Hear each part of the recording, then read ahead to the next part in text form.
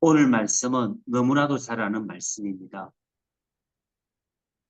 하나님이 세상을 이처럼 사랑하사 독생자를 주셨으니 이는 그를 믿는 자마다 멸망하지 않고 영생을 얻게 하려 하십니다. 오늘 제가 여러분들에게 전하고자 하는 말씀은 사랑과 믿음입니다. 우리는 사랑과 믿음을 하나로 보십니까? 둘로 보십니까? 내가 삶으로 살아내려고 할 때 그것이 다른 두 개가 아니라 하나의 속성과 질 가진 하나라는 것을 알 수 있는 것입니다. 그래서요, 우리가 왜 우리의 관점에서 볼 때는 믿음입니다. 그러나 하나님의 관점에서 볼 때는 사랑인 것입니다. 그래서 이 두 개는 예수 그리스도 안에서 또한 성령 안에서 하나가 되는 것입니다. 우리가 가지고 있는 이 믿음, 올바른 믿음인지 자기 자신을 들여다봐야 되는 것입니다. 어떤 이는 이렇게 얘기합니다. 나는 믿음이 있어 하면서 하나님의 사랑과 하나님의 이 사랑의 열매와 관계없이 행동하고 행위하는, 그리고 타인의 마음을 쑤시고 아프게 하는 그런 믿음의 행위를 하는 사람이 있습니다. 나는 믿음으로 했어. 그러나 상대편은 상처를 받습니다. 언어의 폭력은 육체적인 폭력보다 더 깊이 오래 새겨지죠. 과연 남에게 상처를 주면서 남에게 아픔을 주면서 이 사랑 없는 행위를 하면서 그것이 나는 믿음으로 행하고 있어라고 정의를 내린다면 그 믿음이 과연 하나님으로부터 왔겠습니까? 오늘 사랑과 믿음은 하나라는 것을 주님이 우리에게 말씀하고 있는 것입니다. 그러면 이 사랑, 하나님이 세상을 이처럼 사랑했다. 독생자를 주셨다. 얼마만큼요? 이처럼.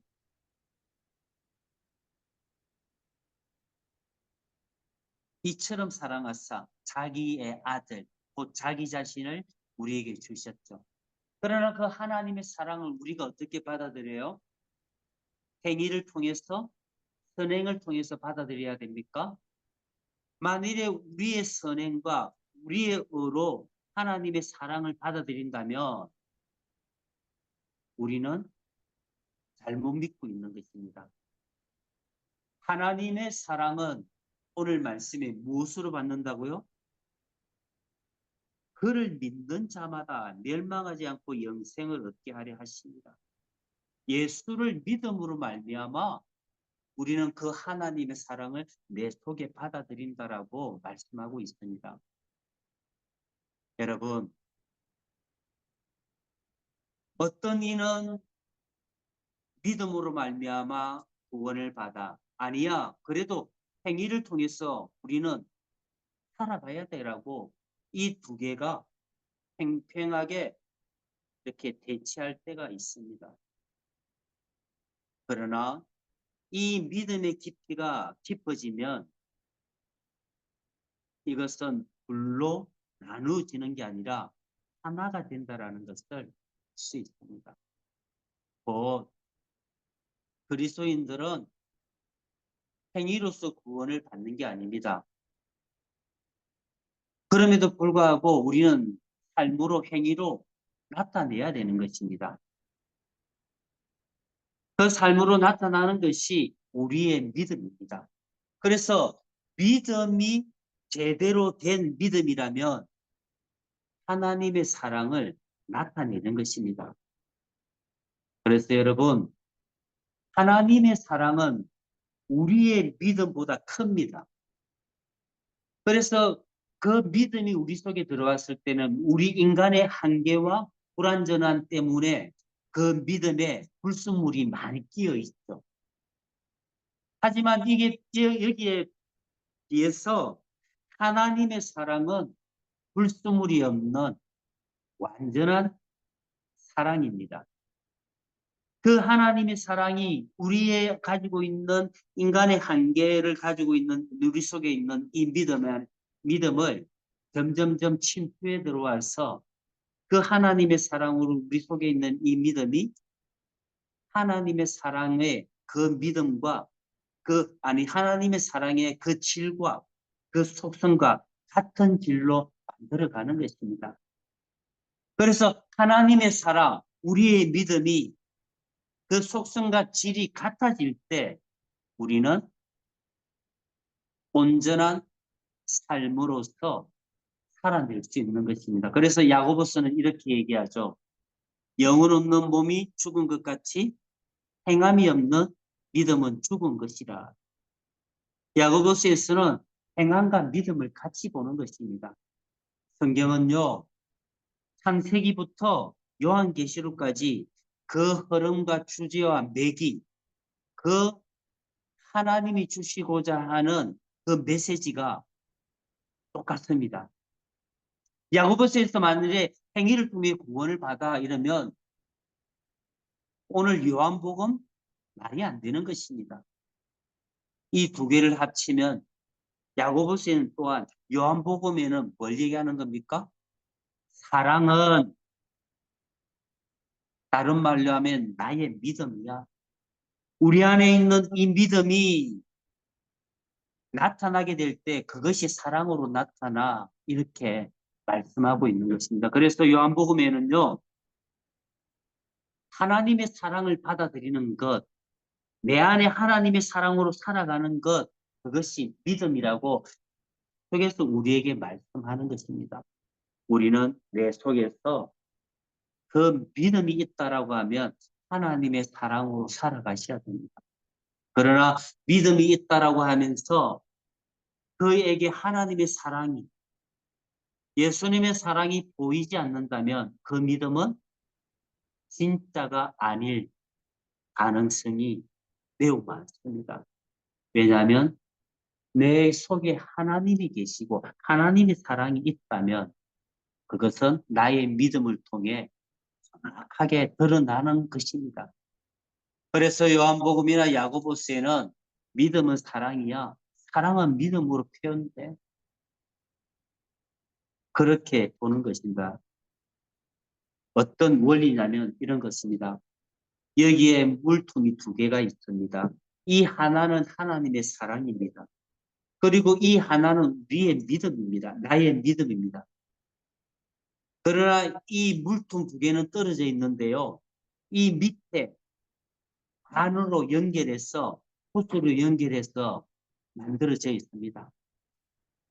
그러면 하나님의 사랑에 그 물통에 하나님의 사랑을 부으면 이 믿음에 있는 통은 어떻게 되겠습니까? 하나님의 사랑의 그 높이만큼 밑에 있는 호수의 간을 통해 채워지는 것입니다. 이게. 그래서 하나님의 사랑은 그 호수를 통해 성령을 통해서 예수 그리스도를 통해서 우리 속에 믿음이라는 이름으로 똑같이 그 속성과 질이 똑같이 우리 속에 세워지는 것입니다. 그래서 사랑은 믿음으로, 믿음은 사랑으로 이 두 개가 하나의 하나님의 뜻으로 나타나는 것입니다. 그러므로 여러분, 사랑이 없는 믿음, 우리 하나님 앞에서 나를 점검해 보셔야 됩니다. 자기 자신에게 기만당할 수 있습니다. 나의 믿음은 하나님의 사랑으로 정확하게 그것이 표현되어야 되는 것입니다. 삼투 현상이 있습니다. 삼투 현상이 뭐죠? 우리 많이 들어보셨죠? 삼투압이라고. 삼투 현상이 뭐냐면 농도가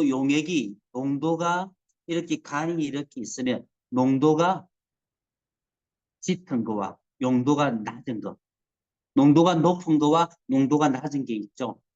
그러면 이 농도가 낮은 것은 농도가 높은 것에 올라가게 되어 있습니다. 그래서 이 두 개가 시간에 가면은 뒤에는 어떻게 돼요? 농도가 같아지는 것입니다.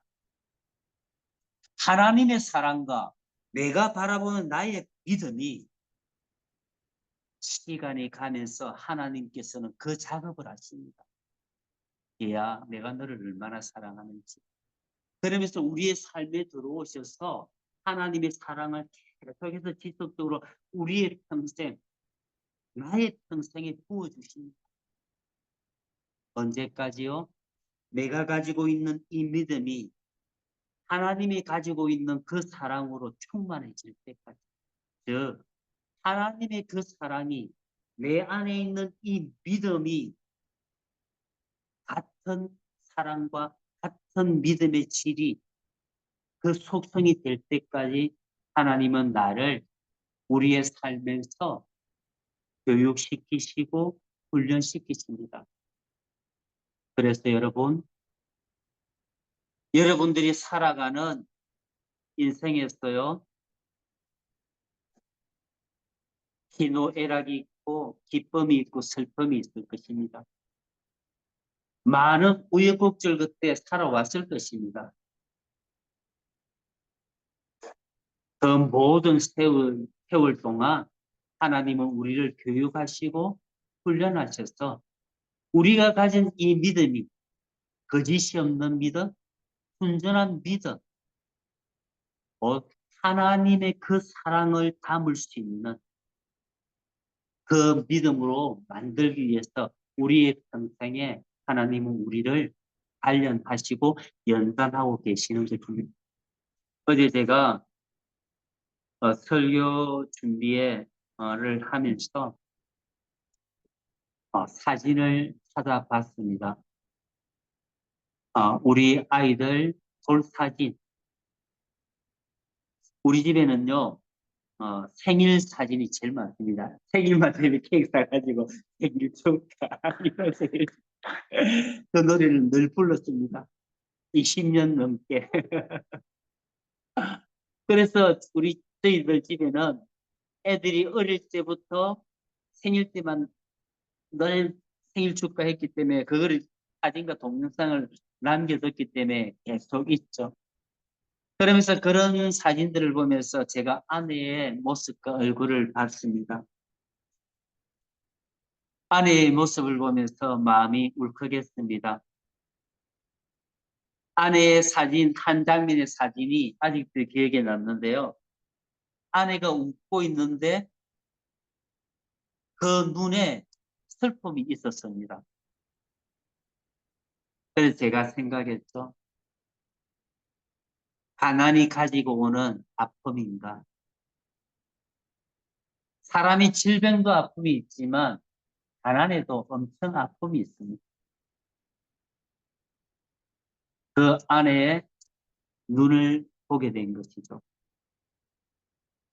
그런 많은 우여곡절 속에 많은 아픔과 기쁨과 그 인생 속에 하나님은 끝없이 우리를 교육하시고 훈련하시고 연단하셔서 우리가 가지고 있는 이 믿음, 예수 그리스도 이 소망으로 우리가 살아내기를 원하는 것입니다.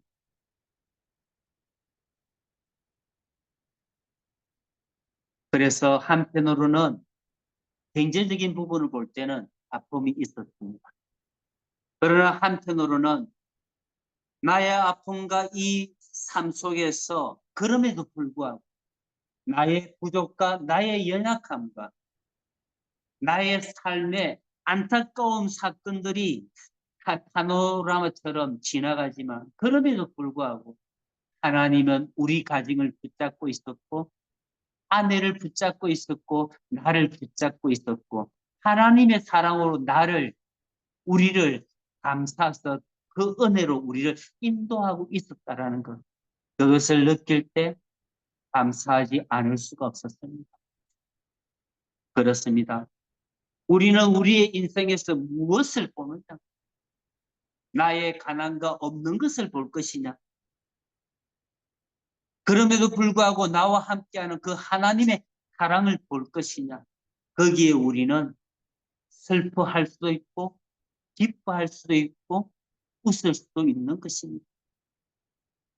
무엇을 보느냐에 따라 우리는 우울하게 사진을 보면서 과거를 후회할 수도 있지만 우리가 하나님을 보게 되면 그럼에도 불구하고 감사하며 지나온 세월을 정리할 수 있는 것입니다. 하나님의 사랑은 내 속에 있는 이 불완전한 믿음이 하나님의 완전한 사랑으로 채워지기까지 나의 인생을, 우리의 인생을 결코 놓지 않으십니다. 내게 있는 이 믿음으로 우리가 하나님을 붙잡았다면 우리는 결코 승리할 수 없습니다. 결코 아내를 끝까지 사랑할 수 없고 결코 자식들을 사랑으로 눈에 넣어도 아프지 않을 사랑으로 그들을 섬기고 대우하고 가르치고 기를 수가 없는 것입니다. 우리의 이 믿음으로는 하나님을 붙잡을 수 없다라는 것입니다. 우리가 오늘도 이 불완전한 세상에서 살아갈 수 있는 힘은 오직 하나님의 사랑이 나의 이 작은 불완전한 믿음보다 크기 때문에 그분이 나를 붙잡고 있는 것입니다. 하나님이 세상을 이처럼 살아가서 그 큰 사랑을 우리 속에 있는 이 작은 믿음으로도 하나님은 우리 속에 들어오셔서 우리를 지키시고 지탱하시고 우리를 보호하시고 인도하는 것입니다. 그러므로 여러분, 우리의 믿음이 부족한다 할지라도 결코 흔들리거나 실망하지 마시고 세상에 있는 그 유혹에 너는 그 믿음뿐이 되지 않아? 라고 하지만 그럼에도 불구하고 하나님의 사랑을 바라볼 수 있는 은혜가 있기를 바랍니다. 그 하나님의 사랑이 나를 만들어가고 나의 상황을 모든 것들을 이겨낼 수 있는 은혜로 만들어갈 것을 믿어야 되는 것입니다. 따라서 여러분, 여러분들 안에 믿음이 있지만 그 믿음의 근거가 예수 그리스도 곧 하나님의 사랑이십니까? 우리의 믿음의 근거가 내 자신이고 이기심이고 탐욕이고 욕심이고 욕망의 근거에서 섰을 때 우리는 결코 남의 눈에 있는 피를 남의 아픔을 받아들일 수 있는 용기와 그 힘이 없는 것입니다. 오직 하나님의 사랑의 근거에서 섰을 때 우리는 우리의 믿음이 온전한 믿음이 되는 것입니다. 오늘 디모데전서는 교훈에 대해서 얘기합니다. 5절에 보시면 이 교훈의 목적은 청결한 마음과 선한 양심과 거짓이 없는 믿음에서 나오는 사랑이거늘 사람들이 이에서 벗어나 헛된 말에 빠져 뭐라고 합니까? 거짓이 없는 믿음에서 나오는 사랑. 내 안에 믿음이 참이라면 거기에 하나님의 사랑이 나올 수밖에 없어라고 우리에게 사도 바울은 디모데의 전서를 통해 말씀하는 것입니다. 믿음이 있다 하지만 사랑이 나오지 않는다면 그 믿음은 잘못된 믿음이라고 말씀하는 것입니다. 그래서 이 믿음은 사랑을 나오게 하고 사랑과 연결이 되는 것입니다. 갈라디아서 5장 6절에는 또 이렇게 말씀합니다. 사랑으로서 역사하는 믿음이다라고 말씀하는 것입니다. 그게 뭡니까? 우리 속에 사랑이 있다면 그것이 믿음으로 나온다라는 것입니다. 믿음으로 역사한다라는 것입니다. 바로 사랑은 믿음으로. 믿음은 사랑으로 이렇게 연결이 되어 있고 이 둘은 하나라고 우리에게 말씀하는 것입니다. 그래서 여러분, 우리가 하나님의 사랑에 근거해서 늘 살아갈 수 있는 이 믿음이 되어야 되는 것입니다. 하나님은 우리를 하나님의 사랑으로 늘 채우시죠. 그래서요, 구약에 보면 아브라함 하나님이 부르시죠. 그는 말씀을 따라가되 할 바를 알지 못하고 따라갔는데요. 그의 믿음이 불완전할 때 어떻게 되었습니까? 믿음을 따라갔지만 처음부터 그는 온전하고 깊이 있는 견고한 믿음이 되지 못했죠. 그래서 경제적인 어려움이 올 때 어떻게 됐습니까? 애굽에 내려가서 그의 자기의 목숨을 위해서 아내를 누이라고 속이며 이렇게 거짓말을 하게 되는 것입니다. 그때도 하나님이 아브라함을 지켜주시죠. 그런 아브라함이었습니다. 자기의 목숨을 위해서 하나님을 믿는다고 했지만 자기의 목숨을 위해서 살아갔던 아브라함. 그러나 창세기 22장에 가면 어떻게 됩니까? 자기의 분신과도 같은 그 자식 이삭을 모리아 산에 올라가서 그를 하나님께 드리지 않습니다. 하나님께 예배를 드리라고 했을 때 하나님께서 그가 올라가서 그를 예배를 드리기 위해서 칼을 들었지 않습니다. 그 아브라함의 믿음이 불완전하고 어렸던 믿음이 장성하고 온전한 믿음으로 하나님 중심의 그 믿음으로 만들어 그가 그렇게 되었을 때 누가 만드셨죠? 하나님이 만드셨죠. 베드로 신약에 보면 자기의 믿음으로 주님을 따르려고 했다가 이 잘못된 믿음의 근거에서 자기의 그 생각과 자기의 고집의 근거에서 주님을 따르려고 했던 이 믿음에서 그는 바싹 깨어지지 않습니까? 그때 누가복음 21장에서 주님이 베드로에게 뭐라고 합니까? 요한의 아들 시몬아, 내가 이 사람들보다 나를 더 사랑하느냐? 내가 주님을 사랑하는지 주님이 아십니다. 주께서 아십니다. 그렇게 대답을 하지 않습니다. 베드로의 믿음, 베드로의 사랑, 예수 그리스도 하나님의 사랑에 근거해서 지금 답하고 있고 그것이 정말 믿음이라는 것, 그것이 정말 사랑이라는 것을 말씀하고 있는 것입니다. 그러므로 여러분이 가지고 있는 믿음, 거기에 하나님의 사랑이 있습니까?